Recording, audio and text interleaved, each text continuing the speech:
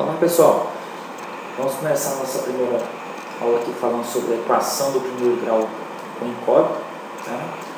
Então, primeiro, por que é uma equação? O que é uma equação do primeiro grau? Então, a equação do primeiro grau é toda expressão que contém um sinalzinho de igual, uma letra qualquer e números. Por exemplo, se eu tenho aqui, x mais 3 igual a 6. Aqui eu tenho uma equação, porque eu tenho igualdade, eu tenho letra, tenho número.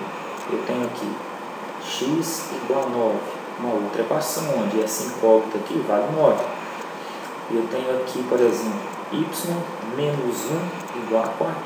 Novamente eu tenho uma outra equação, porque eu tenho o sinalzinho de igual, tenho um número e tenho uma incógnita. Então, essas três expressões aqui, que são, na verdade, equações, cada letra aqui recebe o nome de incógnita. Então, na primeira, a incógnita é o próprio x.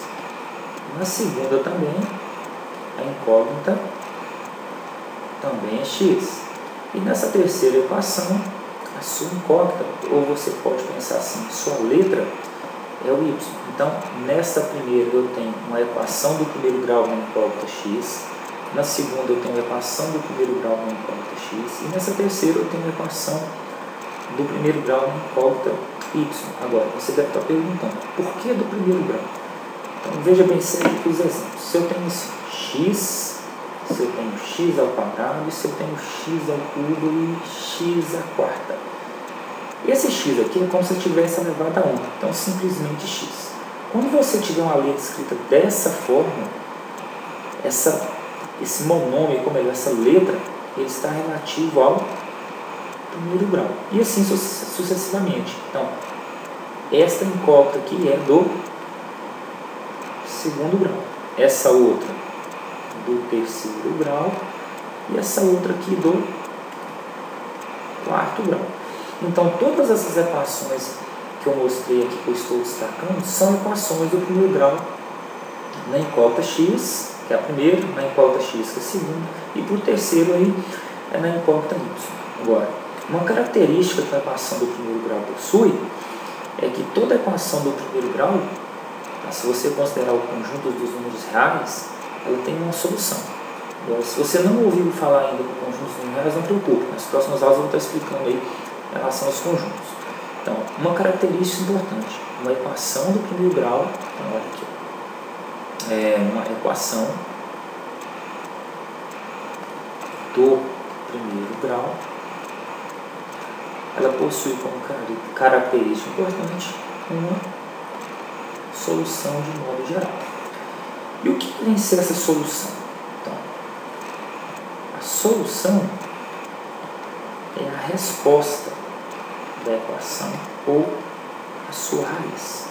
Mas como assim, professor? O que significa isso? Vamos resolver aqui. Se eu tenho x mais 3 igual a 6, eu tenho que pensar assim, qual é o número que somado com 3 vai dar 6?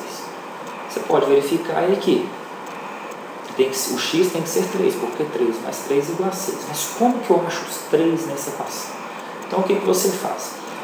Deste lado aqui, nós chamamos todos que estão aqui de termos que estão no primeiro membro, e desse outro lado aqui são os termos que estão no segundo membro. Quando qualquer número passar pelo sinal de igual, nós vamos inverter o seu sinal. Então, olha aqui, se eu tenho 3 e passo para o segundo membro, eu vou ter menos 3. Se eu passar o 6 para o primeiro membro, eu vou ter menos 6. Mas vamos resolver essa equação então. Então, para resolver a equação do primeiro grau, você vai deixar sempre a incógnita no primeiro membro. Então, quem é a incógnita? X igual a 6. Agora você pega o 3 que está aqui e passa para o segundo membro. Passou para o segundo membro, você está fazendo a operação inversa, adição. Então, você tem menos 3. Então, x é igual a 3. Então, você tem aí como solução 3. Um outro exemplo. Vamos colocar aqui, x mais 2 igual a 4. Então, x é igual a 4 menos 2. Por que menos 2? Porque eu passei o 2 positivo para o segundo membro.